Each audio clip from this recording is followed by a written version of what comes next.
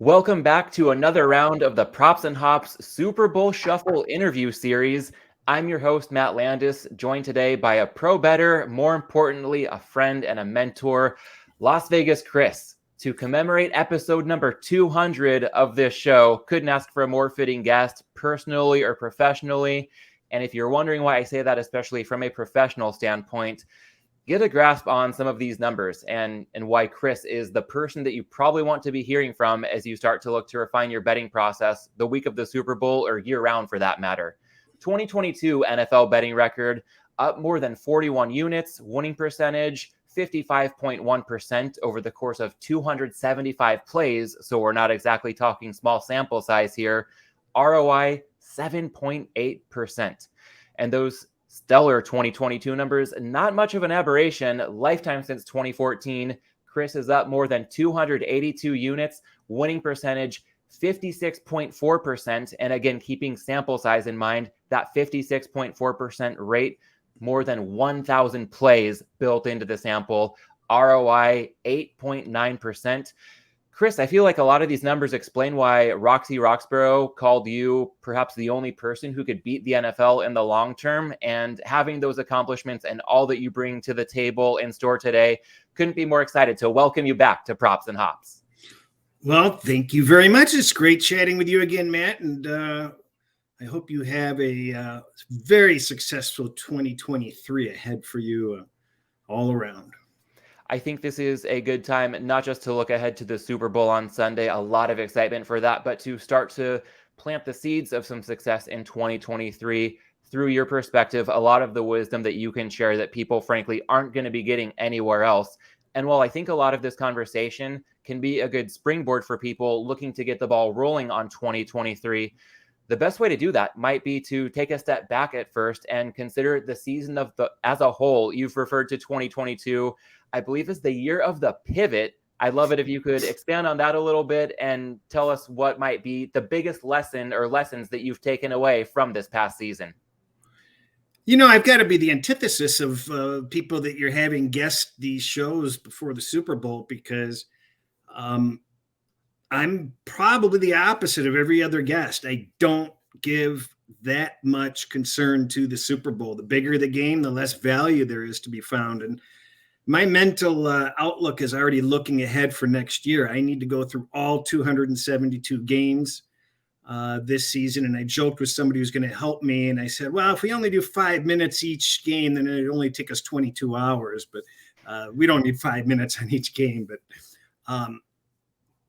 this was as you mentioned, a pivotal season because I had to pivot, and I don't care how many years you've been doing this, you can't have your ego get in the way. You can't be stubborn, and you have to be open-minded about your process. And during this season, there was something wrong.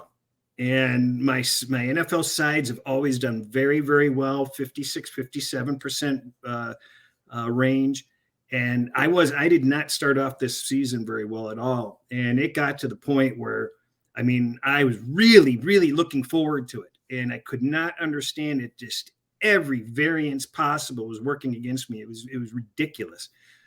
And it actually got so intense for me. And I had to pivot and find different ways to attack the games that I have not been doing in the past, because I know my system works, but it's just a little bit off this season. The variance was a little bit strong. So what I ended up doing was changing the way that I bet. And I started to look at games from different perspectives. I put parlays and teasers into play much more often.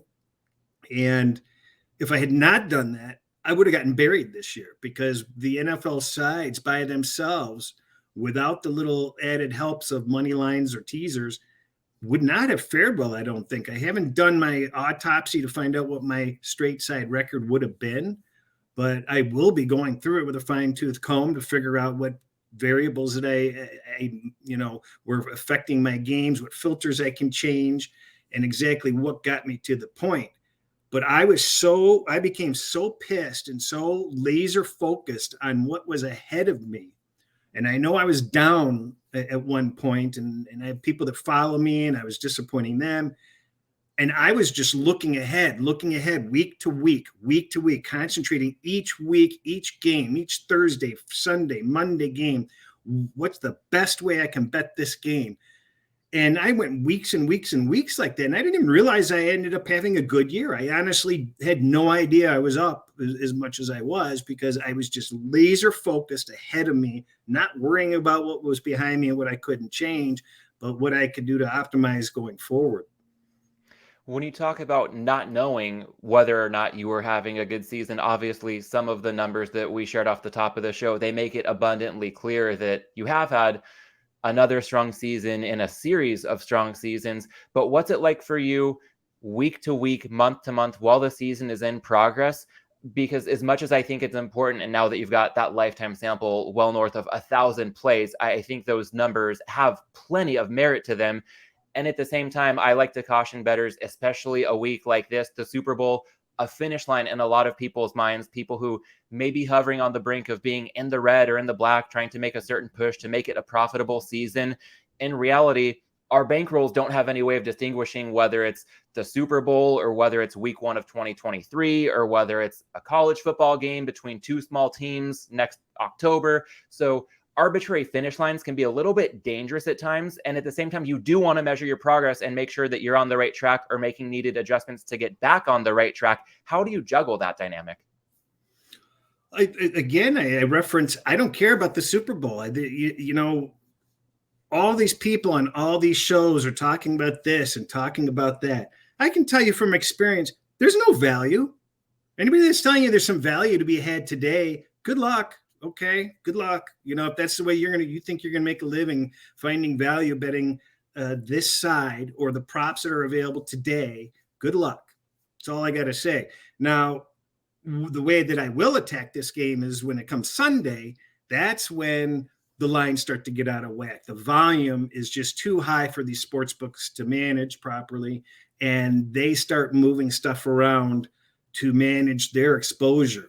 And different books are going to have different exposures, and that's where it gets interesting. But I might as well just pick my nose and do nothing until Saturday afternoon and Sunday morning, because there's the real value is Saturday and Sunday when the big volume's already in there and they're just too busy to keep their eye on everything. And the public, this is the one game where the public can shape the lines and where lines can get away from you. And there have been Super Bowls in the past where I've just completely run out of money and I've borrowed significant six digits plus of money from other people. And I'm still trying to decide, okay, what do I want to spend it on? Because I can spend it here, I can spend it there. And it's like, what great bet do I want to have? And then there's other Super Bowls where you're just sitting there and you've got all this money ready to spend and it's not just there. So the bottom line is you don't force anything. You wait to see what's going to pop up in front of you. And if you don't find bets, don't force the bets. What's the point? One of the final questions I've been asking people throughout this interview series has been related to the Super Bowl specifically. And I know that we don't need to drill in on the X's and O's there, but I do want to bring something up to this earlier part of the conversation when you talk about probably just sitting on the sidelines until Saturday evening or mainly on Sunday, getting down probably most of your action. So while you don't know yet where the numbers are going to be, what types of props or angles you might take to attack Super Bowl 57, what can you say at this stage about your plan of attack being pretty quiet most of the week? And then come Saturday evening, Sunday or morning, Sunday afternoon, what do things look like for you? I'd imagine it might be a pretty frantic final few hours leading up to kickoff. I've learned from experience not to get too excited about it, because if you get this, it's Christmas kind of vibe going in your head, then you're going to make some mistakes, and you don't want to be in that situation. You really want to just treat it as another day and just go about your business and just make sure that whatever you're doing properly, and you're not trying to do too many things at once. Whatever you do, make sure you do it right and you do it well. For me, I'm going to be focusing on generally things that are going to cost a lot of money, because the public likes to, take the underdog type prices. And in my position, if you have the money and you have the experience and you know what to do with things such as alternate lines and props that, you're laying a big price, there's where you're going to find some real value as far as I'm concerned, because nobody wants to be laying minus 400s, minus 500s on certain propositions. But I'm more than happy to if there's a lot of value there. So that's what I'm looking for. I'm looking for, the value in what any propositions that involve laying a price. And a lot of that is intertwining alternate lines into certain props or scoring margin type things. And I'm trying for oddball middles and stuff like that off of that type of stuff. I think that when you mention looking to perhaps lay some heavy vig in cases where it could present a lot of value, for a lot of bettors, value is synonymous with a big plus number attached to a bet. Not necessarily the case. If something is going to pay 40-1, say a defensive player to win MVP, but the true probability is closer to 80-1, that 40-1 payout, not necessarily value from a mathematical standpoint. Whereas things year after year, I'm curious to see if you look out for, no safety, sometimes, minus 800, minus 900, no overtime in a similar price range, things that aren't quite as deep, but no defensive or special teams touchdown. Usually, I don't know what, Cris, in the range of like minus 275, minus 300 after the public money has had its impact. Are these the types of things that you tend to look for? Are there any other props where right now there's nothing to do, but there might be some that could be at least worth monitoring for people tuning into this conversation and willing to also put in the time and shop around come game day? For me, it's primarily the alternate lines. There's a lot of randomness to the safeties thing. I mean, we know that the safeties hit 3 years in a row, and now they haven't hit for how many years in a row. And there's a couple of other similar stats like that with, the team scoring 3 times in a row. It just seems like a lot of that type of stuff just comes in bunches or doesn't come at all for long periods of time. And, but what I like to do with the alternate lines is try to get stuff for free, get free numbers. If I can get a plus 10.5 at one book at one price, I might be able to find a minus 10 or a minus 9.5 for plus money or cheap, where I'm getting a free 10. I mean, those are the types of things that I'm looking at. I'm looking for free 17s. I'm looking to get paid for a 14. I'm looking to get paid to have an 11. That type of stuff. And but as far as the regular props and that type of stuff, it's just not my cup of tea. And I don't try to spread myself out too thin on it. I mean, if something pops out at me, then that's one thing. But there are so many people combing the dumpsters for that type of stuff. I'd rather do stuff that's a little bit harder to do, takes a little bit more thought, takes a little bit more experience than just, safety. Yes, no. Everybody can do that. When you talk about putting your experience into play, I think there's a connection to be made from something you mentioned earlier on of getting off to a pretty tough start this season and shifting your focus and pivoting. And to that end, I'm wondering if there's anything from your experience looking at this season as a whole that stands out as perhaps a most tilting loss that really nudged you to make a pivot that you weren't previously considering making. I would say it was the realization that I was getting really sick and tired of losing plus 2.5s and small favorites. So minus 2.5 kind of lines? Well, I lost a series of plus 2.5 or plus 3 games. And I said, I've had it. I've absolutely had it with this. There's got to be a way out of this. And so I started looking at the teaser end of that. Now, 99% of the time, you really shouldn't be doing parlays. And, teasers are a whole different animal where there's a lot of misinformation on teaser data, where we've been programmed that you can only Wong teaser. And the whole dynamics of teasers are changing because different places are now charging different prices. So you can find cheaper teasers if they are not Wong teasers. So if you're able to lay even money or minus 110 on non-Wong teasers, well, that changes the whole dynamic of value. And you're finding places that you can now do 7, 7.5, 8, 8.5 point teasers. The 10-point teasers are worth the look. The 13-point teasers are worth the look. And depending on how these books are shading these lines, the juice, and what they're willing to give you, because sometimes it's not a standard 7 points like a Pinnacle. They may give you 9 points on something that you could really use. But what's really important is layering and not marrying your plays. For example, you're looking at a Thursday game and it's a plus 2.5 point underdog, or it's a 6 point favorite. I sit there and I look at that game and I don't know how I'm ever going to be able to bet those games straight again, because I look at those games as standalone games. And why in the world am I not taking either a 6 point teaser up to 8.5 and a 2.5 point dog, or if it's 3, turn it into a 7 point teaser and get it up to 10, and using it into plays I am going to place anyway later on in the week?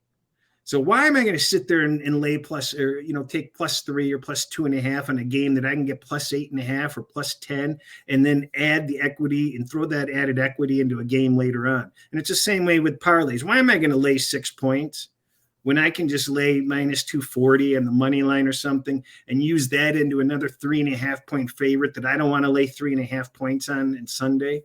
And find a way to layer them together. They all act independently. Whereas if you were going to lose your front ends anyway, if they go down, and if they win, you threw all that equity into back end bets. So, and they always have staggered starting times. So if you have a 2 team or a 3 team, you can make your moves at each point. And the other important thing to do is to not throw your back ends all into one sort of eggs in one basket, so to speak. So if you're going to bet 4% on a Thursday game, you don't bet 4% on one back end parlay or one back end teaser. You split it up and you put 2%, 1%, 1%, and you spread it out. So you're getting that equity strung along into different bets that you're going to be placing anyway. I think that point, using a Thursday night standalone game as an example, also applies to bankroll management for the Super Bowl. A lot of people talk about imagining how the game's going to play out. And if you like the Eagles, then you're betting Jalen Hurts overs and Miles Sanders overs and AJ Brown overs and Kansas City unders. Those are all highly correlated outcomes. So to your point, if you have a certain bankroll set aside for a typical game, just because it's the Super Bowl, you don't need to make your biggest bets of the year because it's the biggest game of the year. And also being mindful of correlation so that, yeah, you don't need to limit yourself to just like one standard unit split up 100 different ways if you're getting involved in a lot of props. But where there is that correlation, making sure that one bad outcome on one Sunday isn't going to possibly magnify the risk of ruin. So I really appreciate what you shared there. I can speak from firsthand experience. I listen to a lot of podcasts greater than 1x speed, just trying to get through as much good info as I can. Chris, I'm not sure if you do the same. Somehow it seems like you listen to everything. But even if somebody usually listens to 2x, if you're doing this right now, strong consideration should be given to going back to these last, 5 minutes or so, everything you just shared, for somebody who can really slow down, absorb that information, think about it, and remember it as we get closer to the 2023 season. I think there's a lot of gold in there from a process-based standpoint that we're simply not hearing anywhere else. And I appreciate that a lot of this insight comes, again, from a tougher start to the season. You mentioned a lot of short underdogs not coming through, so you figured, why don't you just tease and capture some key numbers? Sounds like that was a pretty big turning point for you. And I'm wondering, without getting too attached to, any one game or any one moment, if there was anything on the other end of the spectrum, from tilting losses to perhaps some fortunate wins, where you realized, okay, you made this pivot. There was a lot of variance this season, but by unlocking some key numbers, suddenly these fluky outcomes weren't killing your bets, but the pivots you made were the reason that you still had some equity in these bets. Do any examples like that come to mind as you look back on this season? Well, we felt like kids in the candy store. The people that follow me were just very, very happy because every week we were flipping a couple of losers completely into the winner column. Kansas City, we bet a lot this year. They didn't cover, but they were covering money lines and teasers very well for us. I got my butt handed to me with Jacksonville early on, but we started turning Jacksonville losers into winners by betting them differently also. there are a lot of things that people tell you on Twitter or on their apps that are not 100% true. Just because somebody says you can't do this or you can't do that, that's horse manure. Okay. And they can talk to, they're blue in the face and tell you, no, you can't do that. No, you have to do that. They are either misinformed or they don't know how to twist things in their favor. And I know people far sharper than I am, far smarter than I am, doing exactly what I'm doing. And that's the way they do it. And they don't run their mouth about it. And they quietly do it, and they quietly know these things. There are no absolute teaser rules. There are no absolute parlay rules when you're talking about staggered times and staggered uses and varied uses into them. When you look up data and such, broadly the data says you can't do this, but you can't get the data that includes a lot of the peripheral situational things, such as home, away, divisional, non-divisional, weather, and a variety of other inputs. You're basically just looking at a superficial look of why you're not supposed to do it. But when you can throw in a bunch of other variables, such as the impending line movement that's going to elongate your value, and some of the other concerns that I just mentioned, you get a whole hell of a lot of value. And plus the prices that you pay. A lot of people like to lecture, oh, you can't do this. Well, it depends on the price you're getting. And it depends on the number that you're getting. And if you're able to get the perfect numbers with the perfect prices, with the perfect layering, well, that's a hell of a lot of value. And, if people want to call me crazy and say, oh, he's a moron, he doesn't know what he's talking about. Hey, I've been doing these teasers and parlays for like 3 years, and I have a huge profit on it. Huge. And I posted it on my Twitter back in December. And last month alone, another great month. You have to know specifically why you're doing it. You don't just marry teasers or parlays together as sort of the houses by the side of the road. They serve a purpose, a multi-purpose that they're always living as each leg goes through.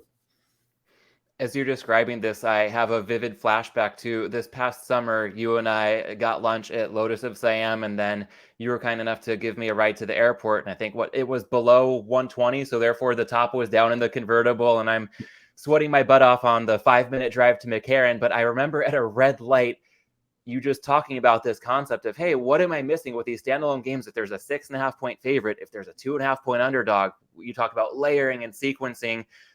I think the wheels were in motion for you well before this season kicked off, and that's probably why you were able to make such an effective pivot when you did. And at the same time, you touched on really knowing what you're doing and not just doing this without a clue of, the reasoning and the price point. And I'm wondering if it's an appropriate pushback here for somebody who is more of a recreational bettor, who might be newer to this. One thing that makes me cringe, and maybe I'm guilty as part of the establishment, so to speak, not as a professional bettor by any stretch, but as somebody who's been betting for more than a decade. When I listen to other shows and it's, hey, there's this 13.5 point favorite, I don't know if they'll win by 2 touchdowns, so let's tease them down to -7.5. A lot of that, if it's done flippantly, that can be very dangerous to the ill-informed bettor. So I think there are some people who think outside the box and they say, hey, don't think in absolutes. You don't need to just do long teasers. And they're saying it more to be contrarian. In my head, it seems like for the sake of being contrarian. And that can be really dangerous versus when somebody really knows what they're doing. In your case, when you've really done the research and you have the experience to know why you're doing it, to pick your spots more selectively.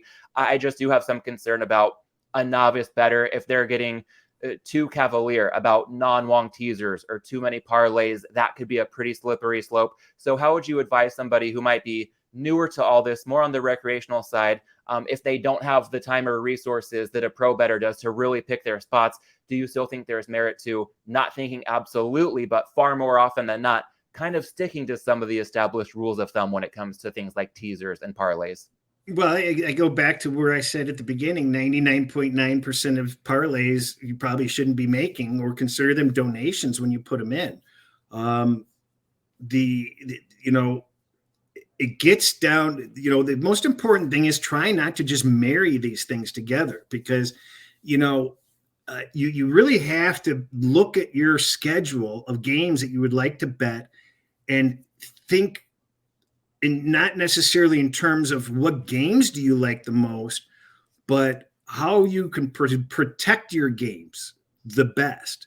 So, example, you don't put your Thursday game in and only marry it to one back end, as we discussed before. You don't want that front end that you won to go completely to waste. And by the same token, if that lost, you didn't ruin three back ends or one back end or whatever. You have time to rebet that. So that's the problem with a lot of people not thinking ahead of time with parlays and teasers, is make those back ends available for you to maneuver and rebet.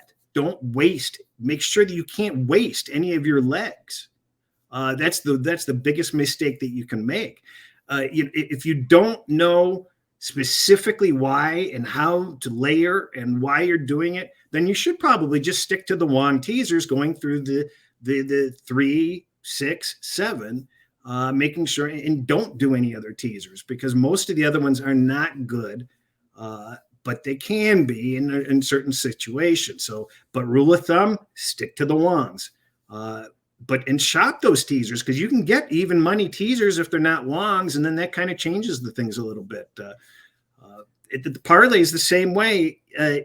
Make them work for you. Don't waste your legs. Always make sure that whatever you're doing when you're marrying bets, that they can be standalone if the front ends lose, and you can reset them. Don't waste your games. I appreciate the nuance that you're bringing to the table here. And one thing you touched on was that flexibility, the notion of maneuverability. And while there's just one game on the slate, obviously, when we're looking at the Super Bowl, there are a lot of bettors this week that might see a connection to flexibility in the way of what to do, if anything, with futures bets on the Chiefs or the Eagles. And I'm one who's fortunate. I had Sharp Clark on the show last Friday before the season. He had a good write-up making the case to at least consider a futures ticket on the Chiefs. I shopped around, got Kansas City 14-1 to win the Super Bowl.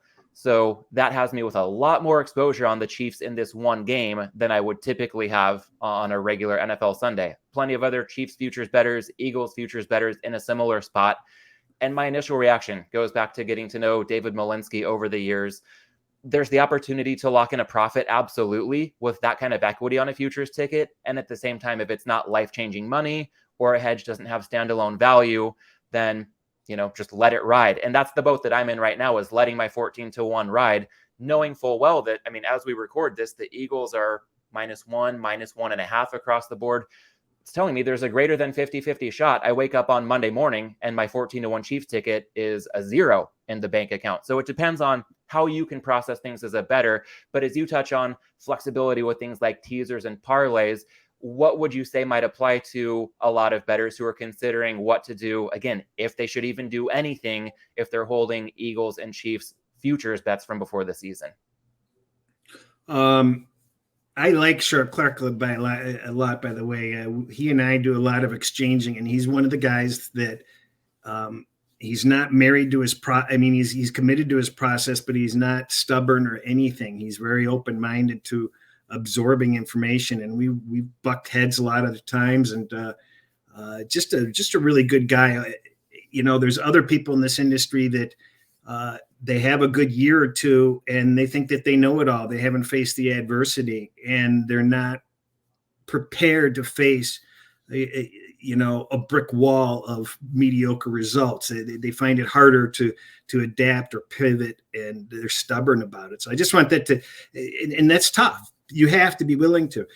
Getting to your question, though, when you're talking about hedging, there's two things that are really critical for me. Number one, you don't really want to hedge unless your hedge in itself is a good wager by itself.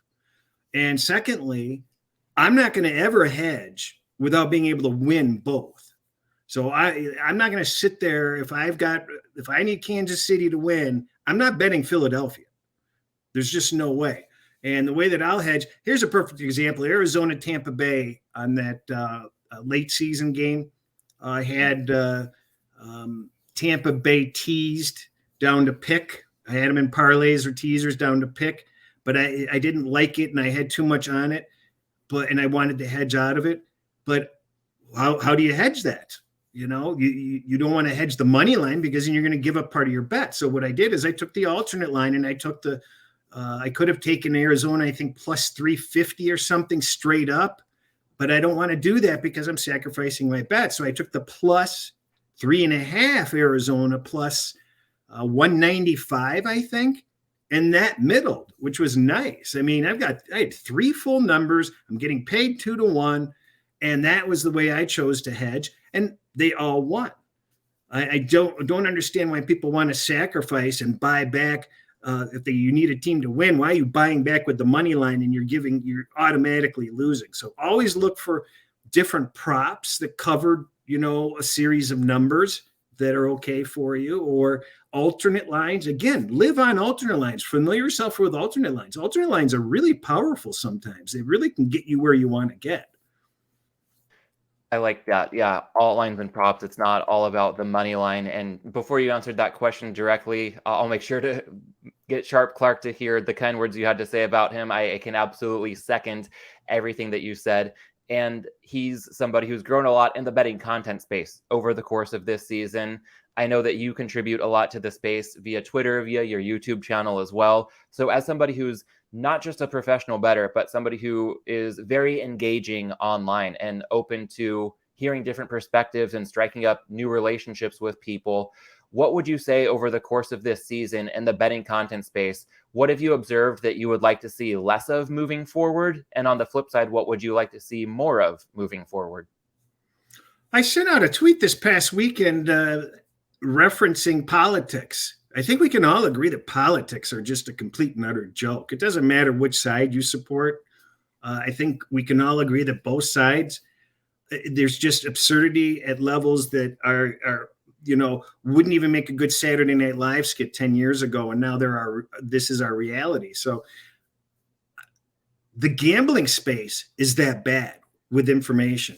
I mean, everybody is out there trying to outdo each other and try to be original and try to sound smarter. And that's where the real problem is. When I look at NFL, I mean, I have a long-term NFL successful record. And I listen to what people put into what they think is important or what stats that people think are important. And they repeat it week after week after week. And those are either stats that I don't even use or are flawed. And it's like, people are trying to outdo themselves by creating new stats, and they're going deeper and deeper and deeper and deeper. And honestly, I think you have to find a way to simplify things. Things are not that complicated. Look at baseball. Why don't people win in baseball? Because it's 500,000 stats of minutia to go through. And they're doing the same thing with NFL, and they're going to have the exact same success ratio as the people trying to make money in baseball every year. And we know the people trying to make money in baseball every year are up and down every year. And most people have given it up. They're just chasing numbers. The handicap, they're done with it. They're chasing numbers for the most part. So, and that's what this NFL is going to be as people try to, analyze cup size and, whether the wife's in town or not. And all these variables that are getting so ridiculous, where you're putting I don't even know. Some of the stats I hear, I just laugh.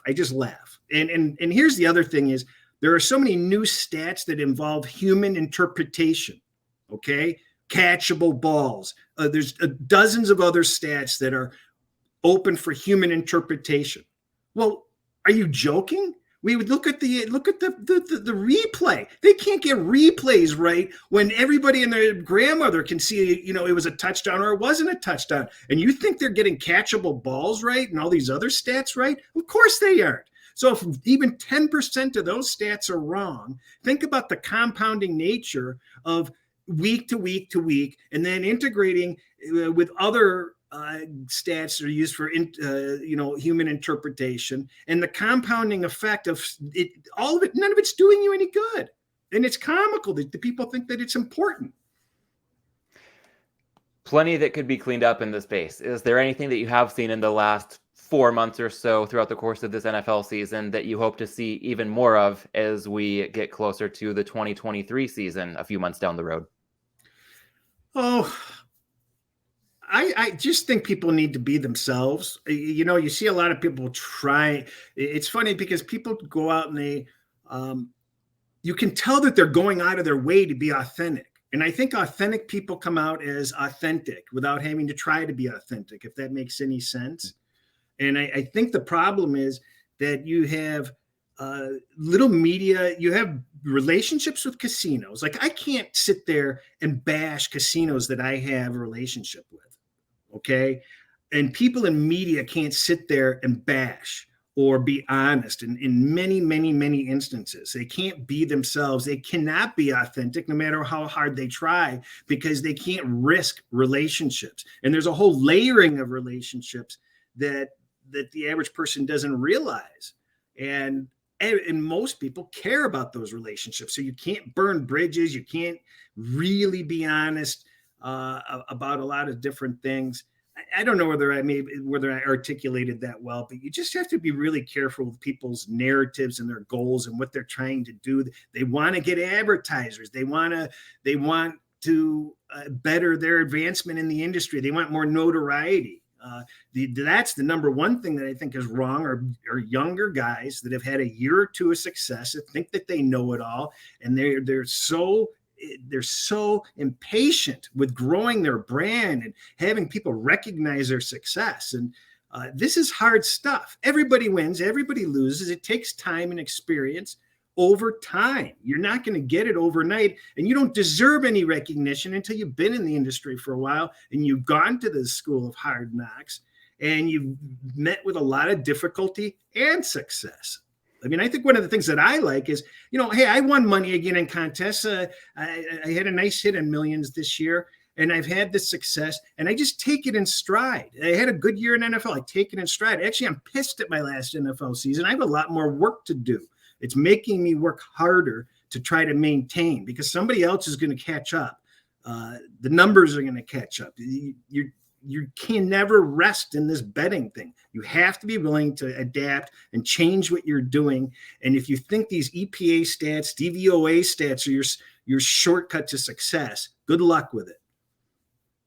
I hear you on this being really hard. You can never rest if you're looking for that next edge. And at the same time, do want to be sure to weave the hops into this conversation. And that can be associated with resting and relaxing from time to time. So I'm wondering, Cris, after the 24-hour or so sprint leading up to kickoff, once the game begins, is there a go-to drink or food or anything you're looking to bring to the table to maximize your enjoyment from a viewing perspective come Super Sunday? Oh, not really. But as we've discussed in the past, I'm a Jim Beam man. So I'm a bourbon or whiskey guy. So that's where I'm always looking. And as far as realistically, I love my Super Bowl squares. I get in these nice $500 squares that pay nice, and I'm actually more excited about my Super Bowl squares every year than I am my bets. I mean, I can't control what happens on the field, but the Super Bowl squares are so exciting. And the number one thing that I like to avoid on Super Bowl Sunday is crap food. Chicken fingers, chicken wings, pizza. I don't want any of that crap. I want to treat myself to something nice if it's going to be a special day. I don't like to go to the parties where it's chips and pretzels and just the run-of-the-mill stuff. Anything unique is good. All right. Well, hopefully something to end your season on a high note can involve Jim Beam in one hand and a winning square on the other. And at least with those squares, too, no VIG involved. So yes, we can eliminate any pretenses of having an edge, but with no VIG, at least for somebody who doesn't really know what they're doing, that's another way to get some skin in the game, knowing that every dollar put into those pools will also get paid out. Cris, beyond the end of this season, now less than a week away, I know there's plenty to look forward to this offseason. And if you're to think of one or two things that you are most anticipating this coming offseason, what comes to mind? Mental health. I don't think my mental health was good this year. And I think it's important to monitor. I mean, this is for serious people that get too involved. I mean, it's very easy to become a little bit manic and a little bit unhealthy. Even though you're doing everything right, you just need to put some time aside for yourself and to kind of not lose lose yourself, so to speak, in too much, because there's always something that can be done. And that's the problem. And if you're really good at this, you understand that. And every day you go to bed, you're like, oh, there's 10 more things I could do.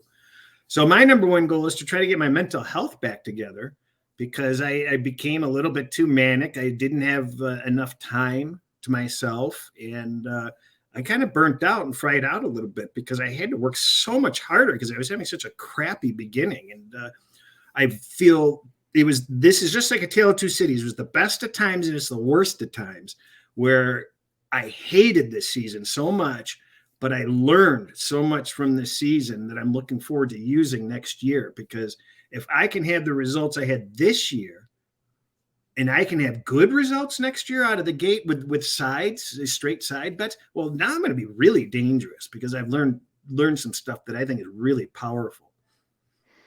Love it. And I appreciate you sharing a lot of what you've learned with myself, with the audience over the course of this conversation. Before we wrap up, want to remind everybody who's not doing so already, you can follow Cris on Twitter at Las Vegas Cris. Note that there is no H in Cris. You can also check out his YouTube channel at Las Vegas Cris. Cris, anything I'm missing? Anything else you'd like to add? No, the YouTube channel has some great videos.